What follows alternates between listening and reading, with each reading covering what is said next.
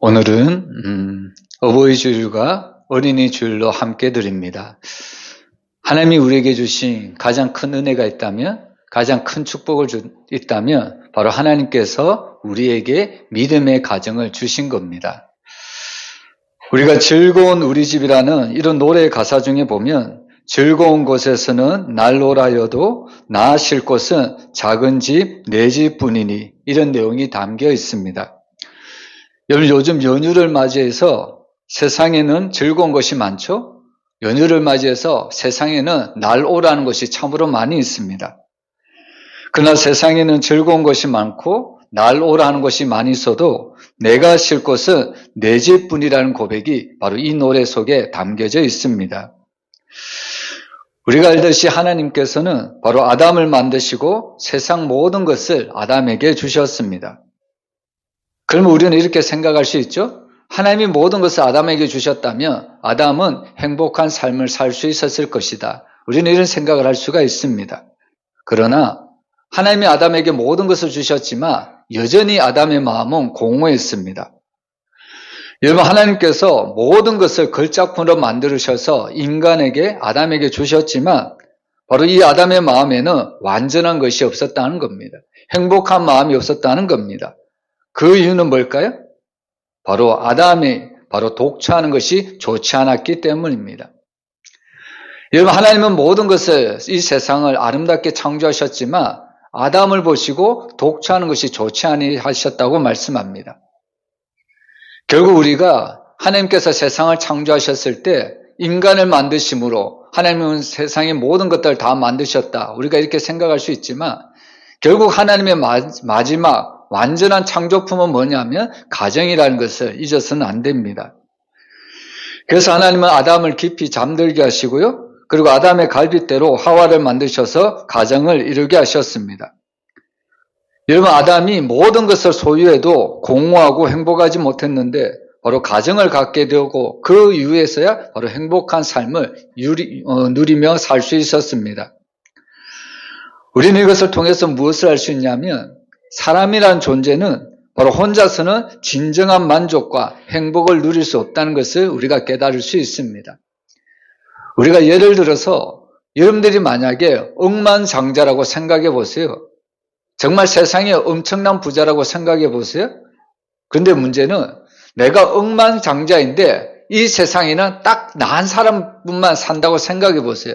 내가 아무리 많은 재물이 있고 아무리 많은 권력이 있다 할지라도 내 한 사람만 세상에 살아간다고 한다면, 내 한 사람만 세상에 존재한다면 아무리 많은 재물이 있어도 그것이 나에게는 결코 행복이 될 수가 없다는 겁니다.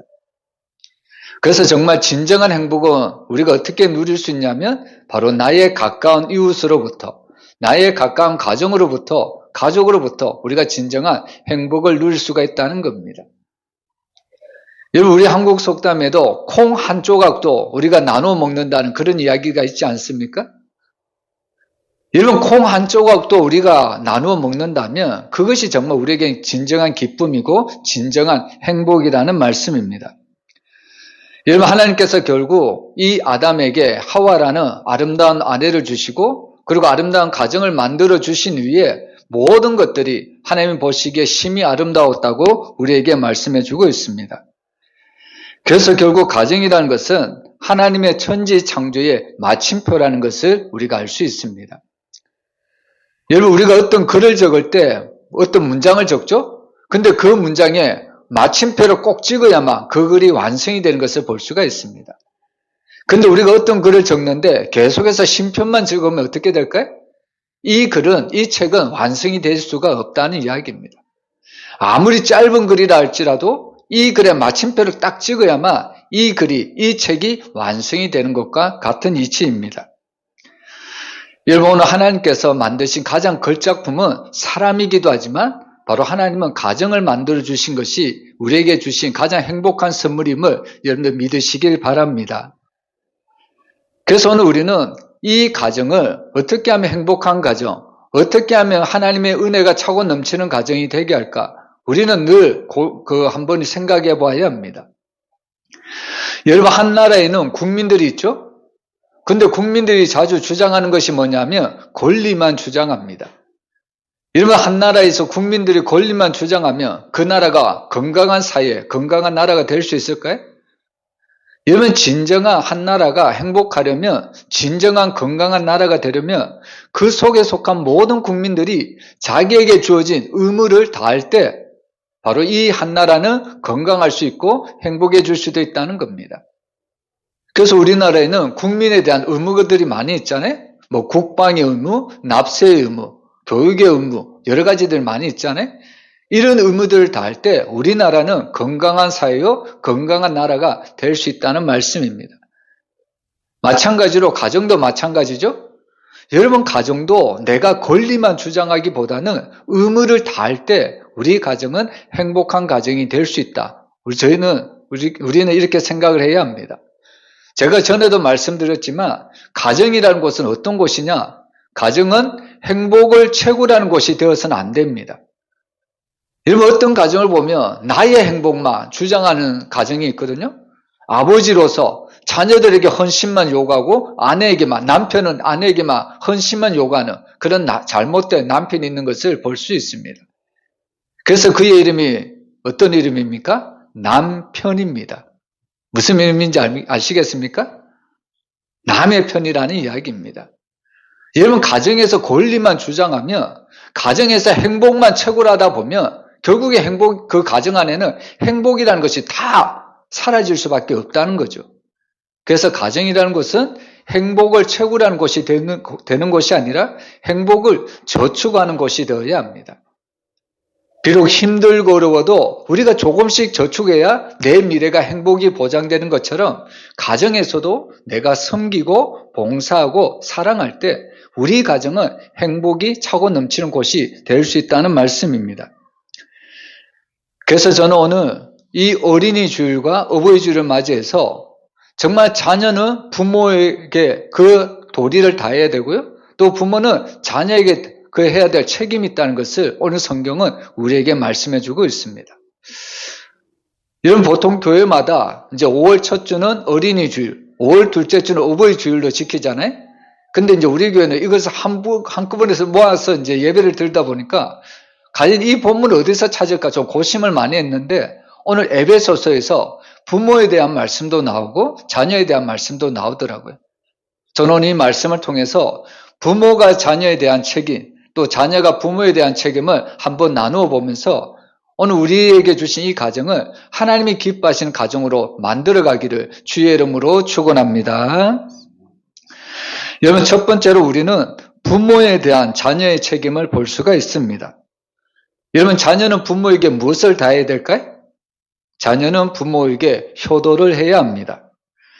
효도는 바로 자녀가 부모에 대한 책임을 다할 때 바로 진정한 효도가 될 수가 있습니다. 효도는 결코 자랑거리가 아닙니다. 사람이라면, 자녀라면 마땅한 도리가 효도입니다. 한 어머니가 있었습니다. 이 어머니는 세 아들을 훌륭하게 잘 키웠습니다. 그리고 어느덧 세월은 흘러서 어머니는 눈이 보이지 않을 정도로 늙어버렸습니다. 어머니의 헌신적인 사랑으로 성장한 이 세 아들은 한자리에 모여서 누가 가장 효자인지 증명해 보이자고 제안을 합니다. 여러분, 이 모습을 봐도 세 아들은 효자인 것을 알 수가 있죠? 그래서 첫째 아들은 이렇게 이야기를 합니다. 여러분, 첫째 아들은 방이 15개나 되는 큰 집을 어머니께 사드렸습니다. 얼마나 큰 효자입니까? 그리고 둘째 아들은 우리나라 최고급 승용차를 선물로 드리면서 운전사까지 딸려 보냅니다. 어머니를 위해서 이렇게까지 합니다. 그리고 막내 아들은 15년 동안이나 바로 잘 훈련시킨 끝에 바로 성경책을 모두 외우는 신기한 앵무새를 어머니께 선물로 사드립니다. 이 앵무새에게 시편 1장이라면 1장을 달달 외우는 그런 훌륭한 앵무새입니다. 그러한 신기한 앵무새를 어머니께 선물로 드렸습니다. 그리고 첫째 아들도 선물로 드렸고 둘째 아들도 선물로 드렸고 막내 아들도 어머니께 선물을 드렸습니다. 그래서 이제 마침내 세 아들이 모였고 어머니께서 누구의 선물이 제일 좋은지 결정을 내리는 날이 되었습니다. 먼저 어머니는 큰아들에게 이런 이야기를 합니다. 큰아들아, 내 선물은 고맙다마는 나는 내 선물을 받을 수 없구나. 이 늙은이에게 그 큰 집이 무슨 소용이 있겠느냐. 나는 그저 방 한 칸이면 족하단다. 그러면서 큰아들의 선물을 거절합니다. 그리고 이어서 둘째 아들에게도 말합니다. 둘째야, 나는 내 선물도 받을 수 없구나. 눈이 어두워서 앞도 못 보는 내가 그 차를 타고 어디를 다니겠느냐.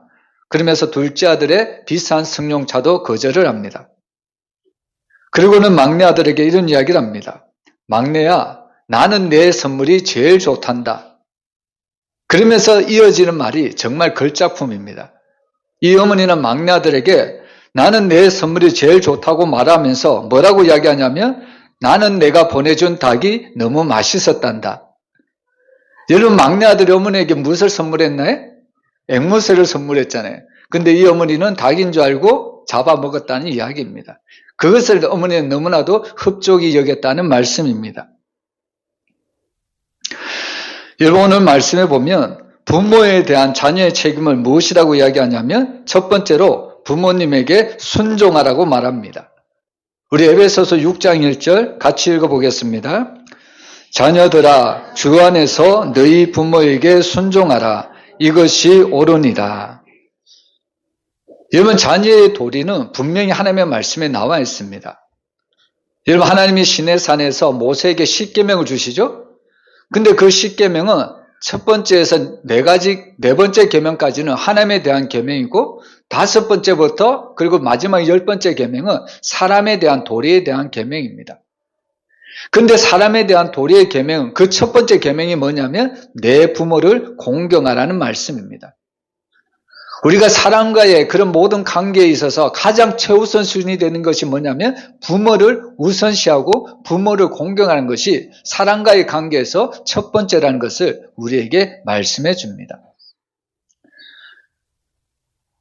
근데 오늘 우리는 이 말씀을 너무나도 잘 알면서 어떤 생각을 할 수 있냐면 자녀들아, 주 안에서 너희 부모에게 순종하라. 이것이 옳다는 것을 우리는 잘 알고 있습니다. 근데 단 우리가 생각에 맞고 우리의 이치에 맞을 때, 우리의 상식에 맞을 때 부모님의 말씀에 순종할 수 있다. 자녀들은 그렇게 생각할 때가 많이 있습니다. 여러분, 자녀들이 어떨 때 부모님의 말에 순종합니까? 부모님의 말씀을 하실 때 그 말씀이 내가 이해가 되고 또 그 말씀이 이치에 맞고 상식에 맞을 때 우리는 그 부모님의 말씀에 순종을 합니다. 근데 반대로 그 말씀이 이해가 되지 않고 그 말씀의 상식에 맞지 않을 때, 이치에 맞지 않을 때는 그 말씀에 순종하기가 너무 부담스럽다는 겁니다. 그래서 이런 자녀들에게 하나님은 우리에게 더욱더 구체적인 말씀을 줍니다. 골로새서 3장 20절 우리 한번 같이 읽어보겠습니다. 자녀들아, 모든 일에 부모에게 순종하라. 이는 주 안에서 기쁘게 하는 것이니라. 여러분, 자녀들은 부모에게 어떻게 순종하라고요? 모든 일에 순종하라고 말씀합니다. 내가 이해가 되든 이해가 되지 않든 상식에 맞든 이치에 맞지 않든 모든 것에 따라 상관없이 부모님의 말씀에 순종할 것을 우리에게 권면을 하고 있습니다. 이것이 바로 주님을 기쁘시게 해드리는 말씀이고 행동이라는 것을 우리에게 가르쳐주고 있습니다. 여러분, 하나님은 눈에 보일까요? 눈에 보이지 않습니까? 하나님은 당연히 눈에 보이지 않습니다. 그래서 하나님은 우리에게 누구를 주셨냐면 바로 눈에 보이지 않는 하나님을 대신해서 섬길, 공경할 눈에 보이는 육신의 부모님을 주셨다는 겁니다. 그래서 정말 우리가 하나님을, 눈에 보이지 않는 하나님을 사랑한다고 하면서 눈에 보이는 육신의 부모님을 공경하지 않고 순종하지 않는다면 그것은 바로 하나님을 사랑하지 않는 것과 똑같다는 것을 우리에게 알려주는 말씀입니다. 여러분, 자녀들이 이 땅에서 살아가야 될 가장 중요한 책무가 있다면, 의무가 있다면 뭐냐면 바로 부모를 공경을 해야 된다는 겁니다. 부모를 사랑을 해야 된다는 이야기입니다. 이것만큼 중요한 자녀의 의무가 없습니다. 여러분, 시어머니를 미워하는 며느리에게 생기는 병이 위장병이라고 이야기를 합니다.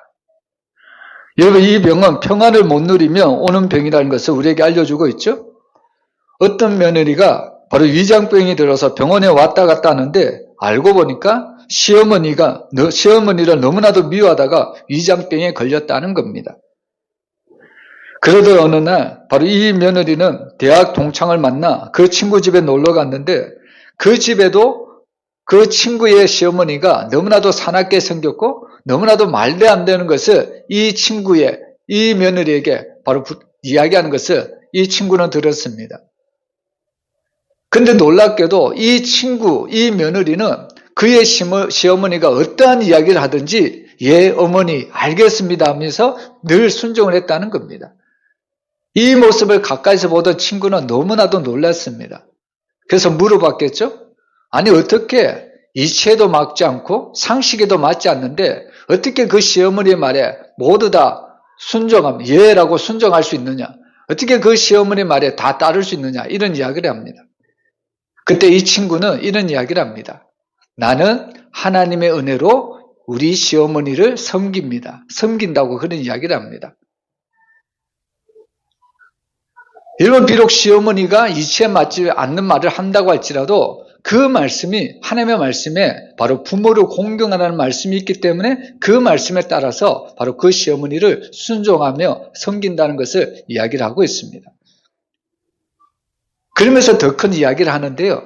만약에 이 시어머니가 뭐라고 이야기하냐면 음식 만들 때에 옛날식으로 팍 삶아라 이렇게 말을 했다면 이 며느리는 예 어머니 모든 음식을 팍 삶겠습니다. 그렇게 이야기하면서 어머니에게 드릴 것은 완전히 삶아서 드리고 자기가 먹을 것은 조금만 데쳐서 왜냐하면 영양물이 다 파괴되잖아요. 그래서 자기가 먹을 것은 조금만 데쳐서 먹었다는 그런 지혜로운 그런 이야기가 있다는 말씀입니다.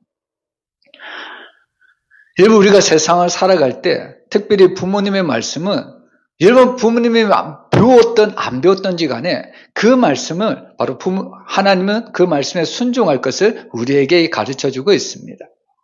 이것이 바로 자녀된 마땅한 도리라는 것을 우리가 잊어서는 안 된다는 겁니다. 그리고 또한 성경은 부모님의 말씀에 순종할 뿐만 아니라 두 번째로 부모님을 공경하라고 말씀합니다. 우리 2절 말씀 우리 한번 같이 읽어보겠습니다.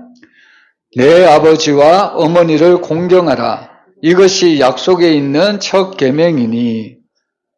여러분 부모님을 공경하는 것이 하나님이 우리에게 주신 첫 계명, 첫 약속의 계명이라고 말씀합니다. 어버이 주일에 주일학교 학생에게 이 말씀을 읽으라고 봉독을 시켰습니다. 근데 이 말씀을 한 어린이는 이렇게 읽었습니다.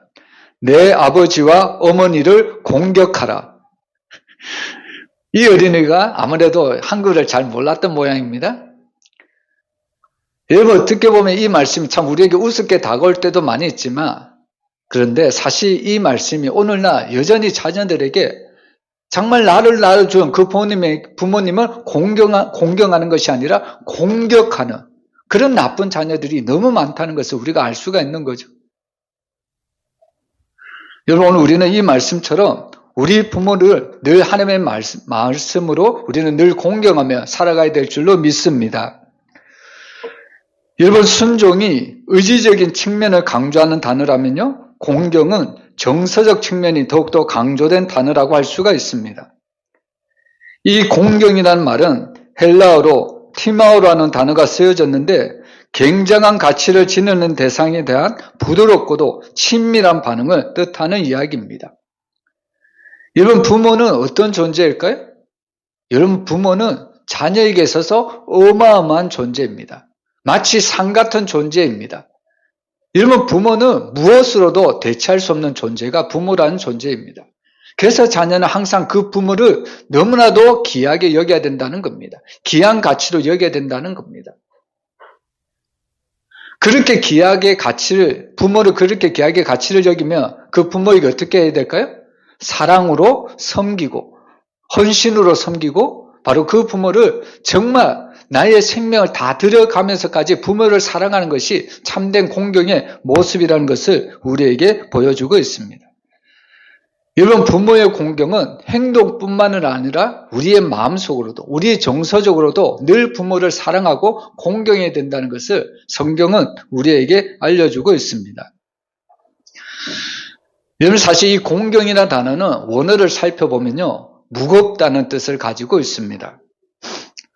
여러분, 이 공경이라는 이 단어는 무겁다는 뜻을 가지고 있는데 바로 우리 신장의 간장에서 나온 단어입니다. 우리 신장에 많은 장기가 있지만 바로 간에서 나온 단어가 이 공경이라는 단어입니다. 여러분, 히브리인은 사람의 신체 중에 특히 내장 중에서 간이 제일 무섭다고 생각을 했습니다. 여러분, 간은 일반적으로 체중의 약 2%, 3% 정도를 차지하는 것이 간의 무게라고 이야기를 합니다. 체중이 약 70kg인 성인의 경우 간의 무게는 약 1.4kg에서 2.1kg 정도라고 이야기를 합니다. 여러분, 간이 무겁다는 것은 무슨 의미일까요? 간이 우리 안에서 신장의 기능 중에서 아주 중요한 역할을 한다는 것을 우리에게 말씀해 주는 겁니다. 여러분, 간의 중요한 기능은 몸에 필요한 영양분을 저장하는 역할을 하고요. 그리고 인체에 제공되는 물질의 교류가 왕성하게 이루어지는 곳이고, 몸에 들어오는 독물이나 몸 안에서 발생하는 독물을 해독시키는 작용을 하는 곳입니다. 그리고 소화 기능에 절대 필요한 담즙을 만들어서 슬개 주머니로 공급되는 작용을 하는 것이 바로 간이라는 겁니다. 노폐된 적혈구를 파괴해주고요. 수분을 어느 정도 간직해서 전체 기능의 균형을 조절해주는 작용을 했다는 겁니다. 한마디로 이 간의 기능이 저하되면요, 간의 기능이 떨어지면 더 이상 사람을 살 수가 없습니다. 여러분, 이전에 우리 그 산동 한인교회 그 정종구 목사님 오셔서 수요일 말씀 전하셨잖아요. 그 목사님은 안에 간과 콩팥이 다 망가져 버렸습니다. 더 이상 그분에게는 살 소망조차 없었다는 겁니다. 의사가 사망 선고를 내렸습니다. 그 목사님이 살 수 있는 길은 딱 한 가지밖에 없습니다. 바로 신장 이식을 받는 겁니다. 그런데 과연 어떤 사람이 아무리 사랑하는 관계라고 할지라도 간을 내어주고 콩팥을 내어주겠습니까? 근데 감사하게도 그 목사님은 그 목사님의 여동생이 바로 간을 이식하게 해줬고요. 그리고 그 수요일 나오셨던 그 부목사님이었던 이하스 목사님이 자신의 2개의 콩팥 중에 하나를 전혀 남이지만 어떻게 보면 남이잖아요. 그 남인 그 목사님에게 콩팥을 하나 내어주었다는 겁니다. 여러분, 이렇게 신장 이식을 하면 신장 이식을 받는 사람이나 이 신장 이식을 주는 사람 어떤 관계가 될까요? 생명을 나누는 관계가 됩니다. 그때부터는 이 사람이 남이 아니라는 거죠. 완전 생명을 나누는 그런 아름다운 관계가 될 수밖에 없는 겁니다. 여러분, 요즘 제가 가장 묵상하는 말씀이 바로 요한복음 1장 4절 말씀입니다. 요한복음 1장 4절 말씀이 어떤 말씀이냐면 그의 안에 생명이 있다고 이야기를 합니다. 여기서 말하는 그는 바로 예수님입니다. 예수님 안에 생명이 있다는 거예요. 여러분, 왜 우리가 하나님 앞에 존귀한 존재가 될까요? 왜 우리가 하나님 앞에 사랑받는 존재가 됩니까? 그것은 바로 하나님의 아들 예수 그리스도를 통해서 그의 생명이 우리 안에 그대로 전달되었기 때문입니다. 우리 안에 부활의 생명이 그대로 잉태되었기 때문에 우리는 존귀한 하나님의 자녀가 될 수밖에 없습니다. 여러분, 세상에서도 육신의 부모도 자녀가 아무리 악해도 육신의 부모는 자녀를 절대로 버리지 않죠. 근데 성경은 간혹 이런 이야기까지 하죠. 젖먹이 어머니가 간혹 어린아이를 버릴 수도 있다. 그러나 하나님은 절대로 우리를 버리지 아니하신다. 그 근거가 뭐냐면 우리 안에 하나님의 아들, 그 예수의 생명이 있기 때문입니다. 여러분, 이처럼 이 단어, 바로 부모를 공경하라는 이야기는 그 공경은 무겁다는 뜻인데 바로 이 간에서 나온 단어라고 말씀드렸죠. 이 간이 하는 역할이 어마어마합니다. 만약에 이 간 기능이 저하되면 사람은 사람답게 살 수가 없습니다. 이처럼 자녀된 모든 그 자녀들은 부모님을 바로 이 간처럼 정말로 부모님을 사랑하고 공경하고 존중히 여겨야 된다는 것을 우리에게 알려주고 있습니다. 근데 놀랍게도요, 성경에는 이 공경이라는 단어를 하나님께만 사용되도록 되어 있습니다. 이 공경은 하나님께만 사용되도록 되어 있다는 말씀입니다. 그런데 하나님은 하나님께만 공경하라 이 단어를 누구에게도 사용하게 하셨냐면 육신의 부모에게도 공경할 것을 이야기를 하고 있습니다. 그래서 사실 이 공경은 하나님을 공경하듯이 내 부모를 공경하라는 단어입니다. 반대로 얘기해 볼까요? 하나님을 공경하지 않는 자는, 아니 부모를 공경하지 않는 자는 하나님도 동일하게 공경하지 않는다는 것이 말하는 겁니다. 입술로는 하나님을 사랑한다고 말하면서 육신된 부모를 공경하지 않는 자는 바로 하나님을 사랑하지 않는 것과 하나님은 똑같다는 것을 우리에게 알려주는 말씀입니다. 그래서 여러분, 오늘 우리는 늘 부모님을 공경하며 살아가야 합니다. 근데 우리가 특별히 부모님을 공경해야 될, 우리가 어떻게 하면 부모님을 공경할 수 있을까? 우리가 여러 가지로 말을 할 수가 있겠지만 저는 이 시간에 이것을 말씀드리고 싶습니다. 여러분, 정말 우리가 자녀들이 부모님을 공경하려면 어떻게 해야 공경할 수 있느냐? 먼저 자녀가 부모님의 모든 허물을 용서를 해야 합니다. 여러분, 저는 그 아버지 학교에 참석해 본 적이 있거든요. 여러분, 아버지 학교에 참석해 보면요, 그렇게 무뚝뚝하고 그렇게 완강했던 그 아버지가 어느 순간 눈물을 흘리면서 편지를 읽으면서 아내에게, 자녀에게 자신의 잘못을 용서하는 그런 장면을 너무나도 많이 봤습니다. 도무지 변화되지 않을 것 같은 그 고집불통인 그 아버지가 결국에 자신의 편지를 읽으면서 아내에게, 자녀에게 자신이 지금까지 지었던 모든 잘못을 용서해달라고 눈물을 흘리면서 용서를 구하는 그런 장면을 너무나도 보았습니다. 근데 사실 이 아버지가 왜 아내에게, 왜 자녀에게 그런 어떻게 보면 잘못된 행동을 많이 했을까요? 그것은 자기도 모르게 자기 위에 있는 아버지로부터 너무나도 많은 상처를 받았기 때문입니다. 자기에게 준 그 아버지의 상처를 용서를 했으면 괜찮았을 텐데 그 상처를 용서하지 못하다 보니까 계속해서 그 상처를 가지고 있다가 자기도 결혼해서 남편이 되고 부모가 되었는데 여전히 그 아버지가 준 상처를 나도 모르는 사이에 아내에게 주고 자녀에게 주었다는 이야기입니다. 그래서 우리가 이 어버이 주일을 맞이해서 우리가 어떻게 하면 부모님을 공경할 수 있을까? 우리가 제일 먼저 생각해 봐야 될 것이 부모님이 나에게 준 혹시라도 잘못이 있다면, 상처가 있다면 자녀는 먼저 그 상처를 부모님을 용서를 해야 된다는 이야기입니다. 그래야만 나는 진정하게 부모님을 공경할 수 있고 사랑할 수가 있다는 이야기입니다. 여러분, 혹시 이 시간 부모님으로부터 받은 상처가 있다면 여러분 그 상처를 사며두지 말고 용서하시길 바랍니다. 그럴 때 우리는 진정하게 부모님을 바로 공경할 수가 있다는 이야기입니다. 여러분, 오늘 우리가 정말 부모님을 공경하는 것은 이 세상에서도 여러 가지 방법들이 많이 있죠. 여러분, 세상적인 방법에서 부모님을 우리가 공경을 해야 합니다. 부모님을 이 세상에서 하는 방법이 뭡니까? 항상 함께하여 주는 것. 여러분, 자녀들이 정말 부모님과 함께할 때 부모님은 가장 기뻐하시죠? 여러분, 세상적인 방법이지만 믿는 그리스도인들도 가능하면 부모님과 함께 지낼 수 있도록 많은 노력을 해야 합니다. 부모님을 위해서 많은 시간을 헌신을 해야 된다는 이야기입니다. 그리고 두 번째로, 여러분, 세상적인 방법이지만 믿는 그리스도인들도 이 방법을 쓰면 좋겠습니다. 여러분, 자녀들은 바로 부모님들에게 또한 용돈을 넉넉히 드리는 것도 효도의 한 방법이라는 겁니다. 여러분, 어떤 목사님은 아들이 결혼하기 직전에 설교를 하시면서 아들과 며느리에게 사인을 꼭 받아 놓겠다고 이런 설교를 하셨습니다. 주일은 어떻게 지키고, 예배는 어떻게 드리고, 교회는 어떻게 섬기고, 11조를 반드시 드리고, 하나님께 드리는 11조 외에 또 10의 1조는 부모님께 드려야 한다는 이 항목을 꼭 사인을 받아 놓겠다고 이 목사님은 이야기를 하십니다. 만약에 여기에 사인하면 이 목사님은 자녀들을 위해서 기도도 더 열심히 할 것이고 또 이 자녀들이 어려울 때 많이 도와줄 겁니다. 근데 반대로 사인을 하지 않는다면 기도를 해도 대충대충 할 것이고 자녀들이 어려움을 당해도 도와주지 않을 것이라고 이야기를 합니다.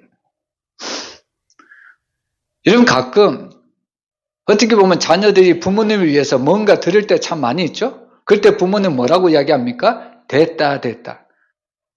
너희들이 살기도 힘든데 뭐 굳이까지 이런 것까지 할 필요가 없다. 부모는 자녀들 사랑하는 마음으로 이렇게 하는 거죠. 근데 사실 이렇게 계속해서 가르치다 보면 자녀들은 부모님에 대한 효도를 완전히 잊어버립니다. 그래서 때로는 부모는 자녀들에게 가르쳐야 될 필요도 있습니다. 효도를 가르쳐야 된다는 거예요. 일정한 시간이 되면 우리 집으로 와라, 부모 집으로 와라. 그리고 와서 함께 시간을 보내자. 이렇게 가르쳐야 된다는 겁니다. 또 어떤 특정한 날이 되면 용돈을 보내라. 이렇게 이야기도 가르쳐야 된다는 겁니다. 어떤 자녀들은 부모님에게 늘 넉넉한 용돈을 드리면서 가끔씩 친구들을 만나서 음식 대접도 하고 식사 대접도 하라고 그렇게 용돈을 지어주는 그런 아름다운 자녀들이 있습니다. 성도들 가운데도 그런 성도들이 있더라고요. 성도들 가운데도 목사님에게 감사 예물을 드리면서 어려운 목회자를 찾아가서 또 어려운 성도들 만나면서 식사 대접을 하라고. 그런 성도들도 있더라고요. 여러분, 그것이 정말 아름다운 관계이지 않을까요? 그것이 효도라는 것은 여러분 자녀들은 할 수만 있는 대로 늘 부모님을 기쁘시게 해드리는 것이 참된 효도라는 것을 성경은 우리에게 가르쳐주고 있습니다. 그래서 오늘 성경은 바로 이 자녀들이 부모에게 이렇게 공경을 했을 때 하나님은 복을 주시는데요. 에베소서 6장 3절에 보면 이로써 내가 잘되고 땅에서 장수하리라, 이 복을 주십니다. 여러분, 하나님은 어떤 하나님이시냐면 심는 대로 거두시게 하시는 하나님이십니다. 바로 이 땅에서 자녀들이 이런 아름다운 씨앗을 뿌렸을 때 바로 하나님이 이 자녀들이 뿌린 씨앗에 아름다운 사랑의 열매를 맺게 하신다는 겁니다. 여기에 모인 사랑하는 모든 자녀들이 이런 아름다운 열매들을 맺어가시기를 주의 이름으로 축원합니다. 그리고 크게 두 번째로 보면 여러분 자녀에 대한 부모의 책임도 있습니다. 지금은 돌아가셨지만 하용조 목사님은 우리 시대의 문제는 가정의 문제라고 말하면서 가정의 문제는 자녀의 문제가 아니라 부모의 문제라고 지적을 했습니다. 엄밀한 의미에서 보면요, 문제 자녀는 없습니다. 바로 문제 부모만 있을 뿐이라는 겁니다. 부모가 제대로 가르치지 못했기 때문에 자녀들이 문제 자녀가 생긴다는 이야기입니다. 그래서 4절에서는 자녀에 대한 부모의 책임을 말하죠. 우리 4절 말씀 같이 읽어보겠습니다. 또 아비들아 너희 자녀를 노엽게 하지 말고 오직 주의 교훈과 훈계로 양육하라. 여기 보면 첫 번째로 부모의 책임은 자녀를 노엽게 하지 말라고 이야기를 하고 있습니다. 자녀를 노엽게 하지 말라는 말은 자녀를 성나게 하지 말라는 의미입니다. 여러분, 자녀는 언제 화가 날까요? 언제 성이 납니까? 여러분, 사실 자녀들은 오락가락하는 일관성 없는 부모의 행동 때문에 자녀들은 화가 날 때가 많이 있습니다. 어떨 때는 자녀들과 부모님에게 막 찾아오면서 엄마 아빠하고 이렇게 올 때 부모는 너무나도 이 아이의 행동이 사랑스러워서 오냐 막 하여튼 내 새끼야 이렇게 하면서 이 아이를 품에 안는 것을 볼 수가 있죠. 근데 또 어떨 때는 이 아이는 똑같은 행동을 하고 부모의 품에 안기려고 하는데 부모가 그때의 상태가 좀 안 좋습니다. 그러다 보니까 이 아이가 막 달려오는 것을 밀어내는 그런 행동을 할 때가 많이 있다는 겁니다. 여러분, 자녀는 똑같이 행동을 했어요. 근데 부모는 오락가락 하는 바람에 아이들의 마음에 상처를 입는 경우가 종종 있다는 이야기입니다. 그리고 또한 자녀는 바르게 살지 못하는 부모 때문에 바로 노엽게 된다는 것을 우리가 알 수가 있습니다. 여러분, 자신은 바르게 살지 못하면서 늘 아이들에게 바르게 살라고 이야기를 하죠. 여러분, 어릴 때 부모가 늘 아이들에게 뭐라고 이야기합니까? 횡단보도를 건널 때는 꼭 손을 들고, 그죠? 그리고 또 파란 불일 때 건너라고 이야기하잖아요. 근데 자녀가 부모를 가만히 보니까 부모는 횡단보도를 건널 때 손도 안 들고 그리고 빨간 불일 때 건넙니다. 여러분, 자녀들은 바로 이런 부모들이 바른 행동을 하지 않을 때, 쉽게 얘기하면 말과 행동이 따로따로일 때 자녀들은 바로 마음의 상처를 입을 수밖에 없다는 이야기입니다. 또한 부모의 성격이 너무나도 강해서 자녀를 부모의 뜻대로만 조정할 때 자녀는 너무나도 화가 납니다. 여러분, 자녀도 한 인격체라는 것을 우리가 잊어서는 안 됩니다. 여러분, 자녀는 누구의 소유일까요? 여러분, 자녀는 첫 번째 부모의 소유이다. 두 번째 하나님의 소유다. 자녀는 누구의 소유입니까? 하나님의 소유임을 믿으시길 바랍니다. 근데 오늘날의 세상에 보면 부모는 마치 자녀를 자기의 소유인 것처럼 그렇게 생각하는 부모들이 너무나도 많이 있습니다. 그렇다 보니까 이 자녀를 마치 내 것처럼 여기니까 내 생각대로, 내 뜻대로, 무엇보다 이 자녀를 내 계획대로 이 자녀가 커가야 합니다. 근데 내 계획대로, 부모의 계획대로 커가지 않으면 그때부터 자녀에게 엄청난 시련이 오고 상처가 온다는 이야기입니다. 여러분, 자녀도 하나의 인격체라는 것을 우리가 잊지 말아야 합니다. 자녀에게도 감정이 있고요. 자녀에게도 화가 날 수도 있고 자녀에게도 기쁨이 있을 수가 있다는 겁니다. 부모의 기쁨, 부모의 슬픔을 그대로 자녀에게 넘겨서는 안 된다는 이야기입니다. 결국에 오늘 이 자녀들은 바로 이런 부모님의 일관성 없는 그런 행동, 또 바르게 살지 못하는 부모의 행동, 그리고 자기의 부모의 모든 것들을 자녀에게 강조하는 그런 것들을 통해서 자녀들은 바로 화가 나게 되고 성이 날 수밖에 없다는 것을 우리에게 교훈해 주고 있습니다. 그래서 오늘 본문은 바로 부모는 자녀에게 어떻게 가르쳐야 되는가? 바로 오늘 말씀해 보면 주의 교훈과 훈계로 양육하라고 이야기를 하고 있습니다. 여러분, 세상에 많은 민족들이 있죠? 세상에 많은 민족들이 있는데 가장 뛰어난 민족은 어떤 민족이라고 세상은 인정합니까? 여러분, 세상에서 가장 뛰어난 민족이 어떤 민족이죠? 한국 민족일까요? 여러분, 세상에서 가장 뛰어난 민족은 유대인이라고 세상 사람들이 다 인정을 합니다. 여러분, 오늘 유대인들이 뛰어난 이유는 바로 부모님에게 통해서 교육을 잘 받았기 때문입니다. 근데 우리 한국식의 자녀는 어떻습니까? 여러분, 한국의 자녀는 모든 것들을 자녀들의 교육을 어디에다 맡기냐면요, 학교 교육과 그리고 사교육에 우리 자녀들의 모든 것을 다 맡겨버리는 그런 잘못된 일을 우리가 볼 수가 있습니다. 여러분, 세상 교육은 어떤 교육일까요? 세상 교육은 어떻게 보면 세상에서 어떻게 하면 성공하고, 세상에서 어떻게 하면 남들보다 더 높이 올라가고, 세상에서 어떻게 하면 더 많은 돈을 벌고, 이것만 가르치는 교육이라는 겁니다. 근데 여러분, 유대인의 교육은 어떤 교육일까요? 여러분, 유대인들의 교육은 다른 사람과 싸워서 이기라는 것이 아니라 다른 사람과 다르게 살라고 가르칩니다. 이것이 바로 세상이 가르치는 교육과 유대인의 교육의 전혀 다른 방법입니다. 여러분, 세상이 주장하는 교육은 어떻게 해서든지 남들보다 높은 자리에 올라가라고 가르치죠? 그런데 유대인의 교육은 그렇지 않습니다. 유대인의 교육은 바로 다른 사람과 다르게 살라고 하는 것이 중요한 가르침의 교육이라는 겁니다. 여러분, 오늘 우리는 이 유대인의 교육 방법을 항상 우리 마음속에 새겨들어야 합니다. 여러분, 하나님이 특별히 믿는 부모들이 자녀들에게 가르치는 가장 중요한 교육 방법은 뭐냐면 바로 부모가 믿음으로 바르게 사는 겁니다. 자녀가 어떻게 하면 그 부모로부터 어떻게 하면 좋은 영향력을 받을 수 있을까? 늘 부모는 바른 생각을 가지고 바른 믿음을 가지고 바른 생각을 가지고 바른 행동을 할 때 자녀들에게 이 행동을 그대로 전수해 줄 수가 있다는 이야기입니다. 그래서 오늘 성경은 항상 자녀들을 가르칠 때 부모는 주의 말씀과 훈계로서 양육할 것을 우리에게 가르쳐주고 있습니다. 여러분, 부모님이 자녀에게 남길 수 있는 가장 큰 유산은 뭐냐면 신앙의 유산입니다. 믿음의 유산입니다. 다윗이 솔로몬에게 남겨줬던 것은 바로 믿음의 유산이었고 신앙의 유산이었습니다. 우리 열왕기사 2장 2절 3절 우리 한번 같이 읽어보겠습니다.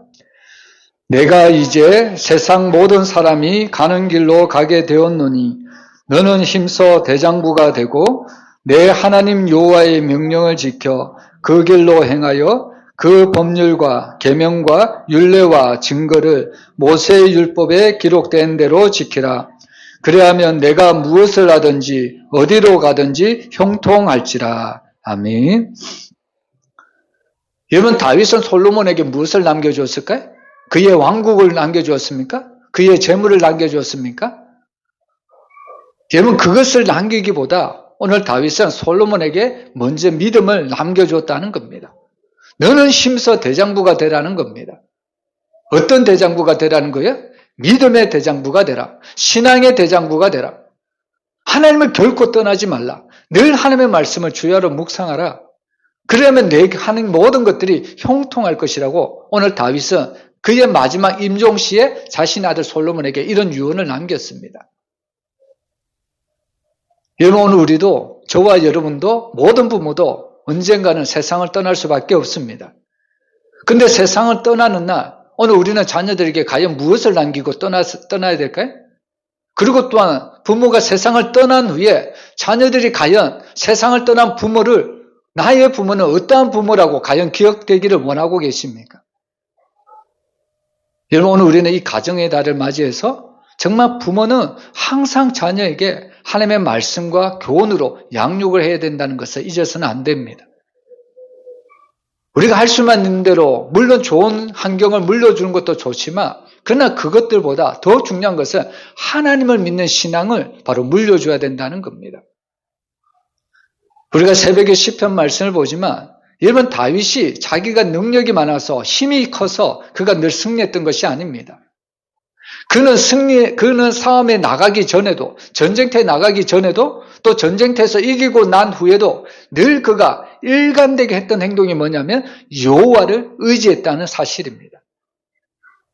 그럴 때 하나님은 이 다윗을 내 마음에 합한 자라고 여겨주시고 다윗이 어디를 가든지 항상 이기게 해주셨다고 말씀합니다. 여러분, 오늘 우리도 마찬가지거든요. 정말 부모가 자녀에게 물려줄 수 있는 아름다운 유산은 뭐냐면 신앙의 유산입니다. 말씀의 유산입니다. 믿음의 유산입니다.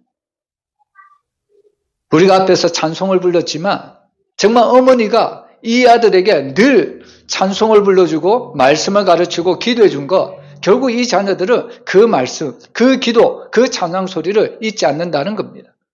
잠시는 세상에서 둘째 아들과 같이, 탕자와 같이 허랑방탕한 생활을 할 수도 있겠지만 결국에는 이 어머니의 말씀, 어머니의 기도, 어머니의 찬송 소리가 귀에 들려오는 것을 그는 기억하고 하나님 품으로 다시 돌아올 수 있다는 이야기입니다. 그래서 여러분, 부모가 하나님을 떠나지 않는 이상 자녀는 절대로 망할 수가 없습니다. 왜냐하면 부모의 기도가 항상 하나님께 상달되어서 하나님이 그 부모의 기도대로 이 자녀를 붙들고 있기 때문입니다. 그래서 오늘 우리는 이 5월 달에 정말 하나님이 주신 우리 가정 가운데 정말 이런 은혜가 차고 넘쳤으면 좋겠습니다. 자녀는 부모에게 대한 도리를 다하고 순종하고 공경하고 또 부모는 자녀에게 대한 책임을 다하고 늘 하나님의 말씀을 교훈하고 양육하고 그래서 우리 가정이 정말 하나님 앞에 영광 돌리는 그런 믿음의 가정이 되었으면 너무나도 좋겠습니다. 여러분, 마지막으로 이 말씀을 드리고 싶습니다. 여러분, 우리가 세상에서 살아갈 때 잘한 일이 참 많이 있죠?